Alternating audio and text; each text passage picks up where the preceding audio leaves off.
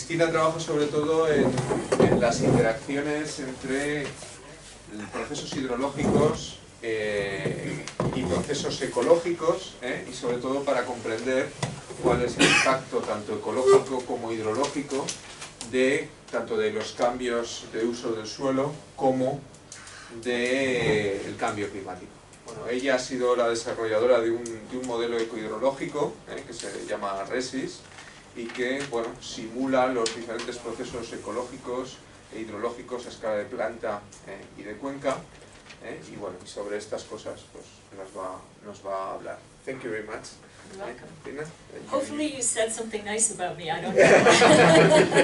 Really. And thank you, it's always a pleasure to be here at this institute. You have such a lovely place and you're all doing really interesting work, so it's always fun to come here. Okay, so I start by saying that everything I'm talking about today is of course a team effort. I have many PhD students and postdocs, all of which who contribute to this effort regularly. So really I'm talking about other people's work, not so much my own, most of the time. So what I wanted to speak about today is really asking the question, what are the consequences of changes in forest structure, right? On water, on carbon, on nitrogen, on vulnerability to disturbance, because this is something I'm very interested in. And particularly for ecosystems that are in the Mediterranean region. This is one of the reasons I've been working with Sergio, is we both are I'm in Southern California, you're here in Spain. You know, maybe politically, language-wise, they don't look the same, but ecologically, they're actually incredibly similar, right? Here are some pictures from California, and most of these pictures you probably could take something like this in the Pyrenees, right? So when I talk about vegetation structure, what do I mean, right? And so what I'm talking about are things like the total biomass that you have in the vegetation, the leaf area index, for those of you that do remote sensing, the height of the vegetation, and also, you know, how much overstory, but also what's going on in the understory, the grasses and the shrubs, etc.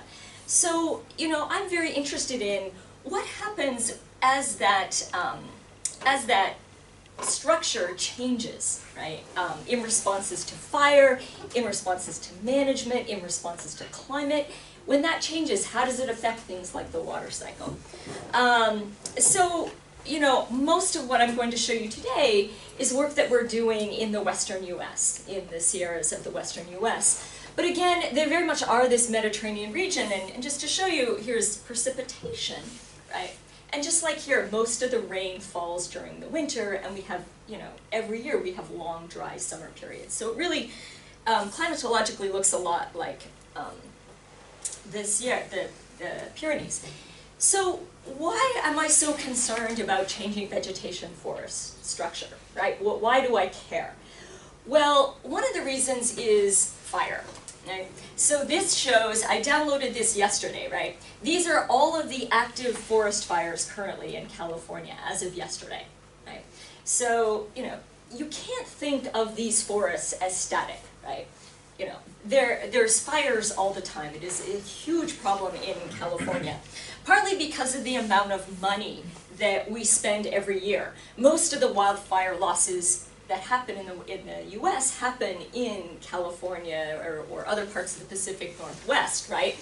And these are in millions of dollars, right? So, you know, there are billions of dollars spent on dealing with forest fire in the US. So it's something that we're incredibly concerned about.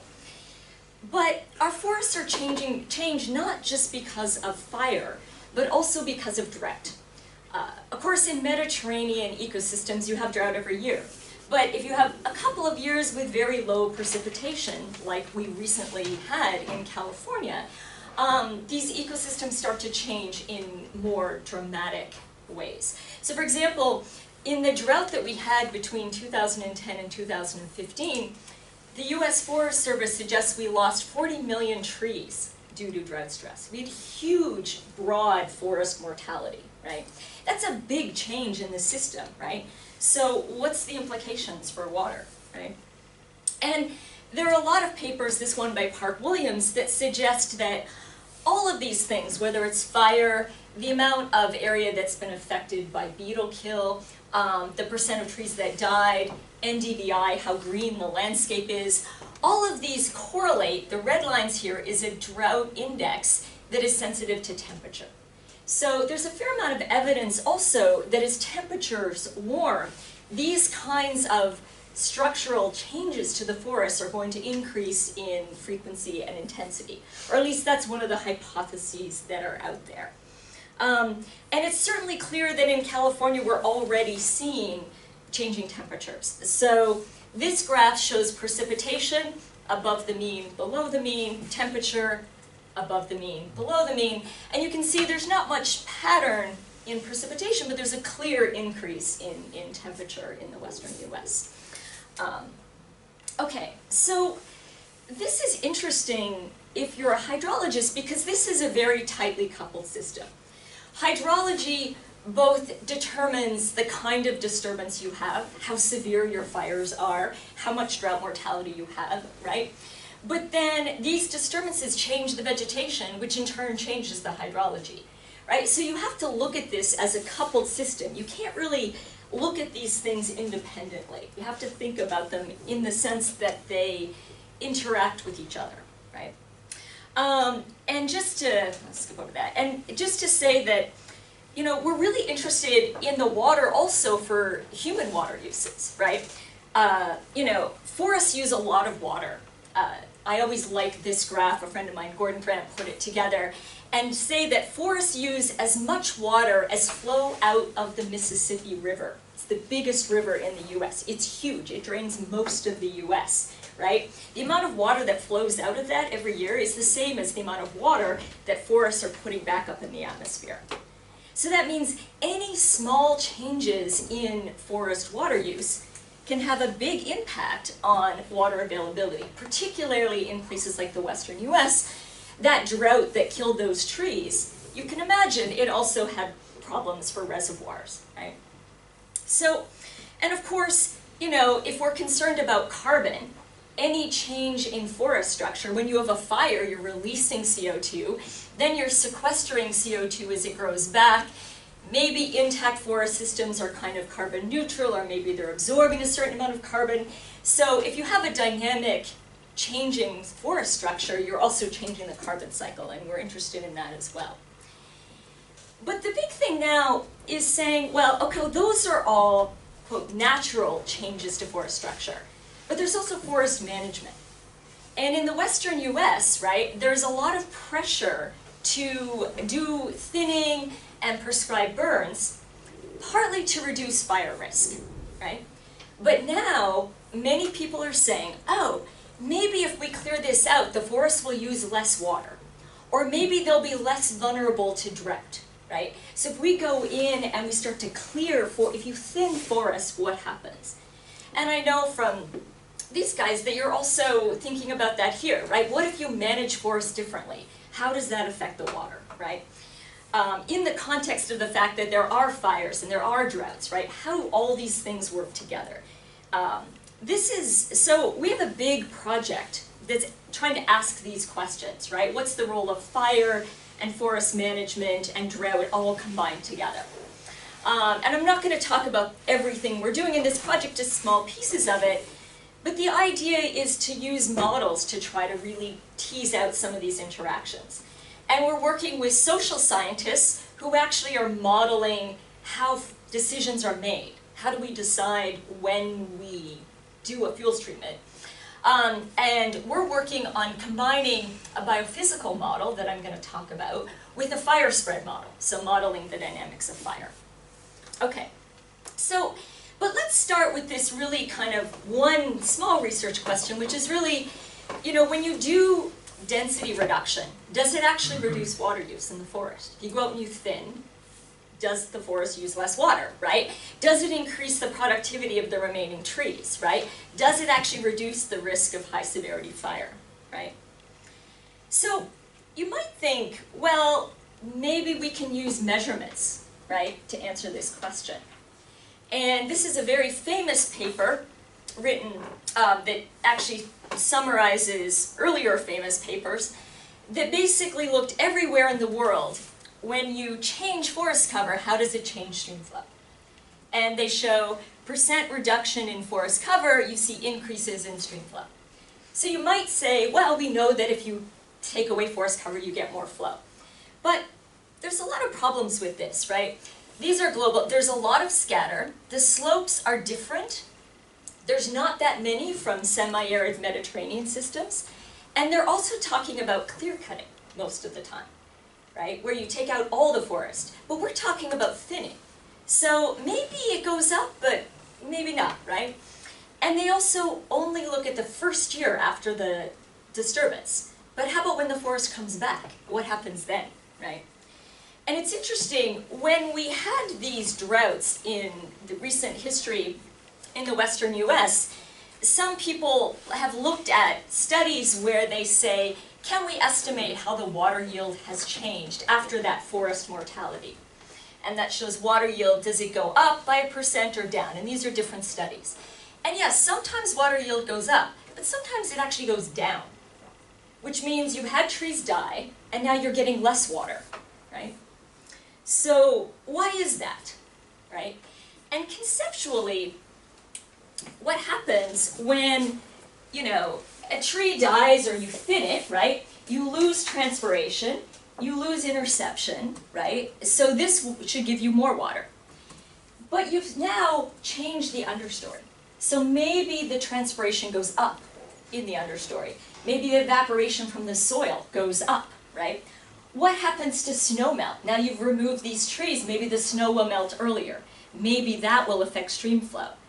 So even though you might think water yield will go up, and many people in the western US think that's what will happen, we don't really know what happens here. And that might balance the loss of transpiration in the overstory. Right? So the problem is that there are many things going on here, right? Maybe the answer varies with climate. Maybe it depends on the year that you did the thinning. Was it a wet year? Was it a dry year, right? So field experiments are difficult because you can't go and do thinning experiments every year for 50 years to see how climate affects it, right? And maybe it changes with how much you thin, what kind of vegetation you have. So it's because of this that we use models to try to look at all of these different factors and how they interact with each other, right? So we use eco-hydrologic models, right? But one of the problems with a lot of models, right, out there that do this is they don't represent the canopy structure very well. You can imagine that if your model doesn't account for understory and overstory, they may not get the right answer, right? So we've had to work hard to try to develop and improve our model so that it can capture all of these different processes. And we're working with field scientists to make sure we get that right. So the model framework that we work with is RHESIS, and we model a lot of these processes. We model an overstory and an understory. And we model transpiration and evaporation separately, right? So you get the water coming from here, from there, the roots, the different depths of the roots, right? And we link it with a carbon cycling model, so we can model the recovery of vegetation over time. After you thin, it's going to grow back because we're modeling photosynthesis and the allocation of that carbon to growth, right? So we're getting both the hydrology and the carbon cycling together. And we're accounting for the effect of canopy structure on radiation, on evaporation, so that we can say really what happens when you take out different amounts of trees, right? And we've shown in different places that this model does a really good job of capturing stream flow. Here showing observed and modeled stream flow for 50 years. Also showing the model capturing transpiration from evapotranspiration measured from a flux tower, right? But one of the things we're really trying to focus on now is saying maybe what happens when you take out a tree, you cut down a tree, right? A big question is, do the roots share water or are they separate, right? Because if they share water, right, then some of this increased recharge here might be used by the neighboring tree, right? And it's one of the things we don't know very much about. And so we're using the model to say something about how does this sharing of roots underground, how much of an effect does that have on how a changing forest structure will influence the water cycle, right? And we do that by, in our model patches, having fine-scale heterogeneity in grass, the understory, the ponderosa pine, how much different vegetation types and rocks, all within a little patch. So we're modeling fine-scale processes and then scaling them up to a larger watershed. And I can tell you more about that if you're interested. So because we have that, we can do experiments with models, and we can say, for a given place, how does climate, what's happening below the ground, right, and thinning intensity influence the effect of changing forest structure on water? How do all these different things, which ones are most important in determining the response of the system, right? So we run it for a place in the Sierras, and we compare results for having very shallow soils with very deep soils. And we also compare this situation where the roots are shared versus not shared. So we compare shallow and deep soils. Then how much you thin by. Do you thin a little bit, or do you take out 50% of the trees, right? And we can vary climate, because we can thin in every possible year. The advantage of a model, right, is we can do the thinning experiment through the whole climate record. And we can see how much impact interannual variation in climate has on the response that you get, right? Not just in the year you thin, but in the years following the thinning when the forest is regrowing, right? When that's trees or that understory that you took out. So how does this all, these different factors combine to influence the water, the effects on the water cycle, right? So here's an example of the kind of responses that we see, right? So these show the change in water use in millimeters per year from the control situation, from before you thinned, right? These show if the soil is shallow, right, versus deep, right? So, oops, this one is deep, this one is shallow, right?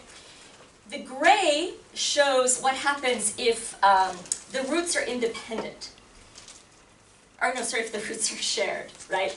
And the purple shows if your roots are separated, right? So, if it's this or this depends on the spacing of your thinning, the type of tree you have, and what their roots are doing. Are they interlocking or are they separate, right? These are interlocking, these are separate, deep and shallow. So, and this is the number of years after thinning, and this is the effect, the boxes show the effect of climate, right? Did you thin in 1922? Did you thin in 1923, right?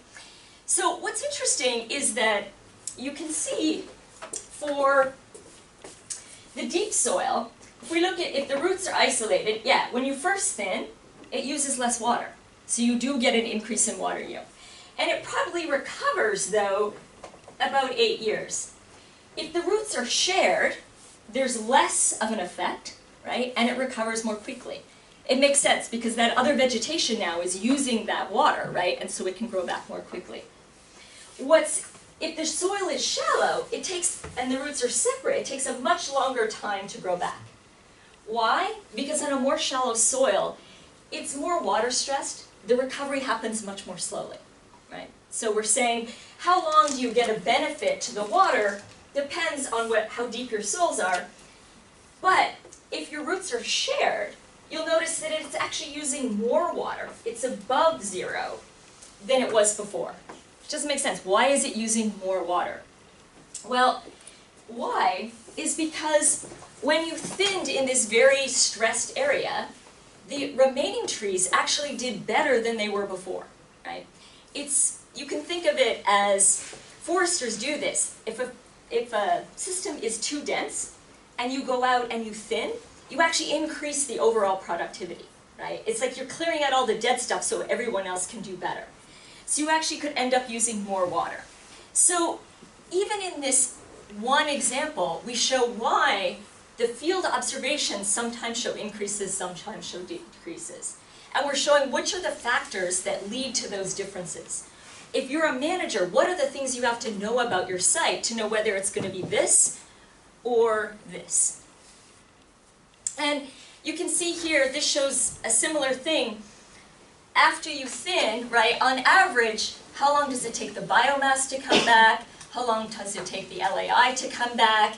And the stars show if you're sharing water, and the squares show if your roots are separate. And you can see the difference in the timing to come back. And you can also see here the LAI in the shallow soil, if they're sharing roots, you can see is actually, this line here shows what it was before thinning. It's actually greater than you were before thinning, because you've helped those remaining trees do even better by thinning out the forest. But if your soil is deep, right, it doesn't happen. It happens a little bit, but it doesn't affect it in quite the same way. Okay, so, you know, this allows us to make more informed choices about thinning, right? By running these models, we can say, okay, if your soil is deep, right, and you're thinning because you want to get more water, by the time you get to year 5 after treatment, you're essentially back to normal. So if you wanted to have water yield, you'd have to thin every 5 years, right? Which is pretty often, and thinning is expensive, right? This is for a 30% thinning scenario, right? If your soils are shallow, though, you'd have to thin almost every 2 years to get any sort of benefit in terms of water. In that case, you would just never do that. It's just, there's no way you would go in and thin every year. So we can say in those sites, it's just not strategic to go out and do forest management. Maybe on these sites it is, right? So we're trying to say, you know, when might you thin and when might you not thin? Now, I focused so far really on reducing water use, right? But what about the productivity of the remaining trees? Are they less drought stressed, right? Are they happier? Are you going to reduce mortality? Are you going to reduce the risk of fire, right? And so remember, the reason that might happen is if the roots are sharing water and you take this one out, this tree might be less water stressed. It might not be as vulnerable to drought-related mortality. And empirical studies have shown increased growth rates in the remaining trees after thinning. They've shown higher leaf water potential, shown greater tree transpiration, but other studies don't show an effect. So again, we're using the model to tease out what might be the factors that show some places where you see an effect in those remaining trees and other places where you don't, right? Can we use the model to help explain where it's going to work and where it isn't? This is another study that looked globally at the productivity with growth of tree rings of thin forest versus non-thin forest. So one would be no difference. And this is moderate thinning versus heavy thinning. And you do see an increase in growth rates, kind of on average. But on the x-axis here, it shows the response during a drought, after a drought, previous to a drought. And you don't see much of a change with respect to drought, which means, yeah, you get a bit of an increase in productivity of those remaining trees, but they're not necessarily, it's not particularly relevant during a drought, right? So maybe thinning the forest will make it slightly more productive, but it may not reduce your vulnerability to drought. And in our model, we can kind of see why that is. So, how am I doing for time? I have lots of time, right? Good, okay. So we ran this same scenario, right, that we showed way, way back here, right, where we're running different thinning scenarios, right, for different climates, right, and then we're allowing the forest to regrow, right? And we compare results in deep soils and shallow soils. These show the net primary productivity, so how productive those remaining trees were in the first year after you did the thinning and 5 years after you did the thinning. The colors here show how intense your thinning was. The pink is when you do no thinning at all, right? The green, the darker the green, the more intense the thinning, right? Up to like 50% of, you took out 50% of the cover, say. And you'll see that even in the control, there's a range of NPP that reflects, was it a wet year, was it a dry year, right? Dry years, it'll probably be a little bit lower, wet years, it'll be a little bit higher, right? So it's interesting, if we look at the deep soils, in the first year after thinning, right, so right away, yeah, those remaining trees are a lot more productive, right? It's a very water-limited system. If we assume that those roots can access that water, you're basically irrigating those trees. But 5 years later, there's been enough recovery that basically, except for the really intense, like 50% thinning scenarios, you've basically recovered, and you're not really getting any benefits anymore. So it's a short-term effect, right? Because these things will come back fairly quickly, you'd have to be thinning again like every 5 years to have an effect. In the shallow, what's really interesting, again, right after thinning, no matter what, whether it's a wet year or a dry year, you're getting increased productivity in that remaining tree. In the 5 years after, though, yeah, in many cases you still are getting a benefit, right? But there's a few cases here where the thin forest actually has lower productivity. Why? We call this too much of a good thing effect. You helped that remaining tree grow more productive, so it's bigger now. When the drought comes, it's actually going to be more vulnerable, right? And in fact, in the recent mortality, we still are working this out. In some of our field sites, we found the trees that died, you would think they would be the least productive trees. But sometimes they're the more productive trees. Why? Because when things were good, they put on more biomass. Then when you get a really strong drought, you're actually more vulnerable. So it's counterintuitive, but because when you thinned, you made some trees more productive, some of those trees may be more vulnerable, right? So sometimes you can get these counterintuitive responses to thinning. Okay, so, you know, what we're saying from this is that if you think you're going to get increases in stream flow by doing these kind of forest management things, they're only going to be for the first 5 years. There are going to be cases, if the soils are shallow and your thinning intensity is such that the trees share water, you might actually get declines in flow. So you have to be aware of that, right? Thinning will initially promote growth no matter what, but it could lead to long-term increase in drought stress in shallow soils, right? And the magnitude of these changes will be site-specific, depending a lot on whether your soils are deep or shallow, and what the species characteristics are that control the sharing of water with the roots, right? So you need to look at a case-by-case basis to make strategic decisions about what you should do. Now, one of the things that we've struggled with is is this kind of counterintuitive, and how do you communicate that? Not just to the forest managers, but also to the public who are like, we gotta thin the forest because we're gonna get more water. And this is California, water is like gold, right? So we've had a local artist actually try to make sketches, and I'll talk more about this at the end, of these effects, right? So this is his conceptual presentation of that, right? So we have our deep situation where our soils are really deep, and the roots are not shared, right?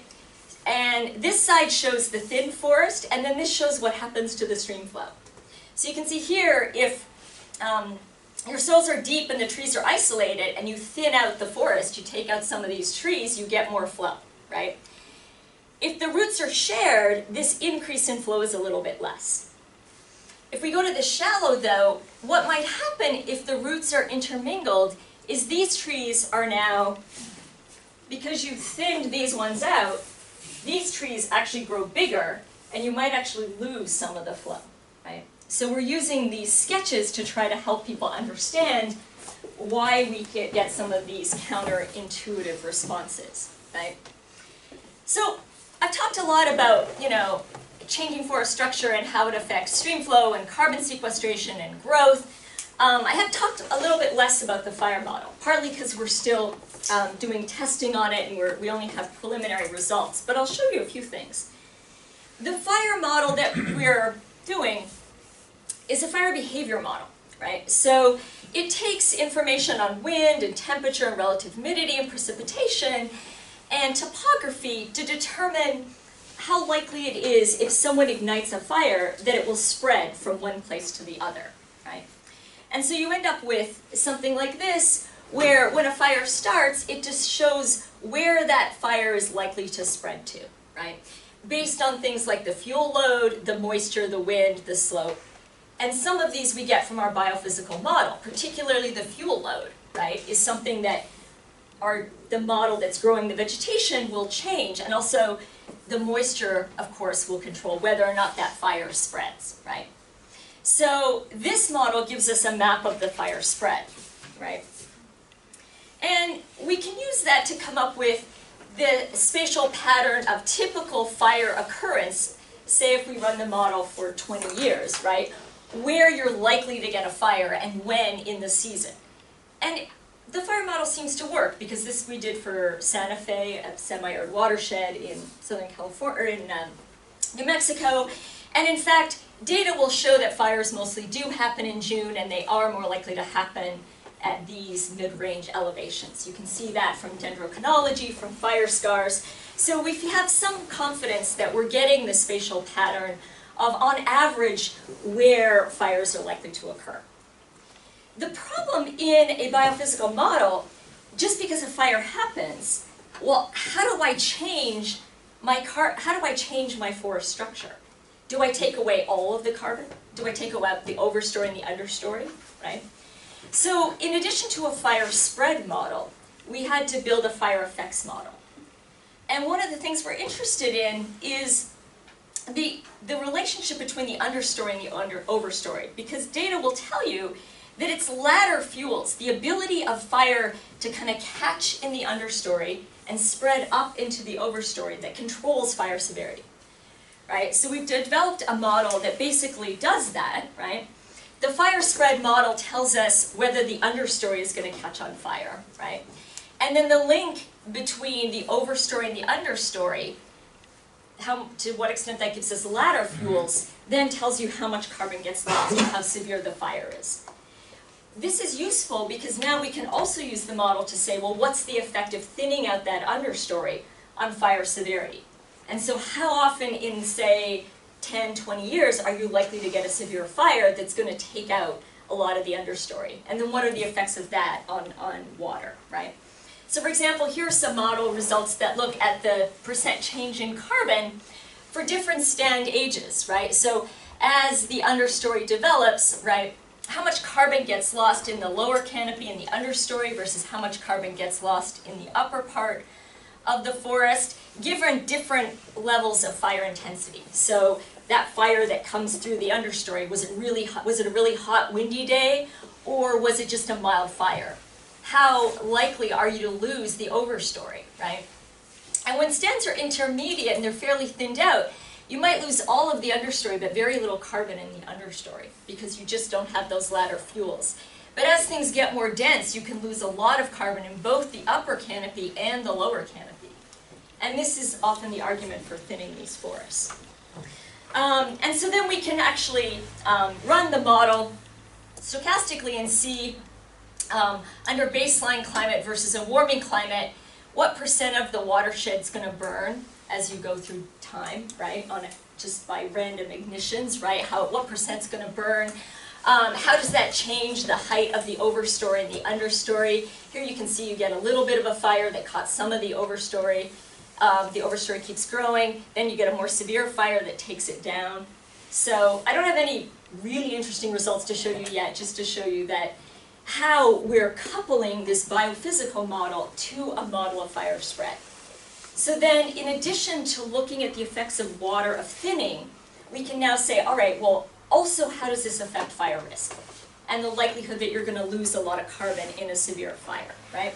So we're working towards having this fully coupled model where we can where we're linking this fire model to our model that predicts changes in forest dynamics, right? And then working with economists who are saying, well, how likely is it for someone to go out and treat a forest? Some of you might find this interesting. Social scientists also use data. Do we have any social scientists? So I can like make fun of them and no one's going to be insulted. No, they actually do really good work on this project. What they have found, showing data, they looked at all of the fuel treatments that were done in the western US over the last couple decades. And what they found is the probability that you're going to do a fuel treatment in any given place in the landscape has a statistically significant relationship with how close you were to a recent fire, right? And how long it's been since that fire. Bizarrely, people do more fuel treatments if there's been a fire close to them, right? Which is kind of funny, right? You think, oh, there's a fire, then we don't have to do fuel treatments. But because, and we think the reason that you find this in the data is that you're a forest manager. There was a big fire half a kilometer away. There's a lot of pressure now on you to do fuel treatments, right? So we call this the salience effect, right? People will do more fuel treatments when there's a disaster, right? And we can show that with the data. So interestingly enough, sometimes the biophysical landscape and what happens in the environment affects human decision-making. We often think of humans' decision-making affecting our forests and our forest structure, but disturbances and what happens in the forest feeds back and affects decisions that people make, right? Which I think is kind of an interesting way of looking at this, right?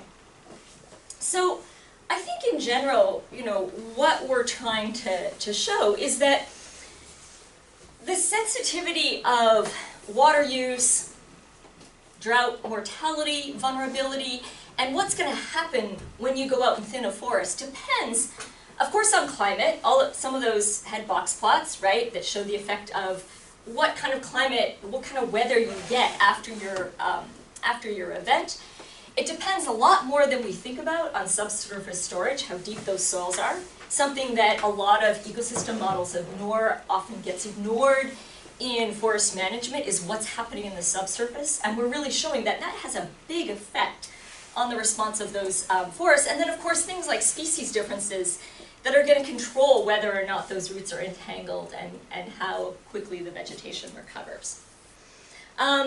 So, you know, we're thinking really hard, as I said, about how do we help people understand the fact that responses of water and carbon and sediment to changing forest structure, and really how much your forest structure is going to change with climate, how likely you're going to have a fire. It's very heterogeneous within a landscape.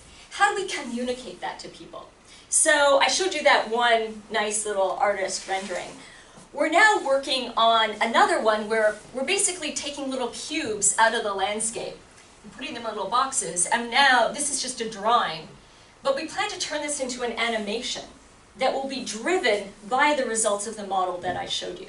So the idea is to make this an animation and a game that users can play, right? So they can take out the forest structure here and see how quickly it goes back, and really be able to visualize what the model is doing. Because partly I think one of the problems with models is people don't understand what they're doing. They don't understand that they're representing the fundamental physics of carbon cycling, of the water cycle, right? So we're trying to find ways where we can visualize the dynamics of what's going on inside the model in some sort of animation. So maybe the next time I come, these little boxes will be animated and you'll have little trees growing. And this comes from working with this a video artist, Ethan Turbin. And I think I'm going to end by showing you kind of where we're going with this, to show you a little video that he made as part of this project, to just try to get people to start thinking about, when you do a controlled burn, what does that look like? So let me show you our little, oops. No, I don't want to sign in to the Institute. I want to show my video. Go away.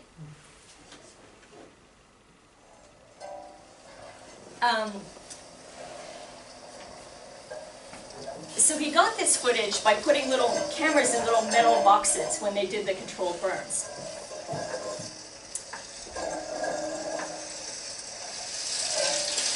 Tell me if I need to run.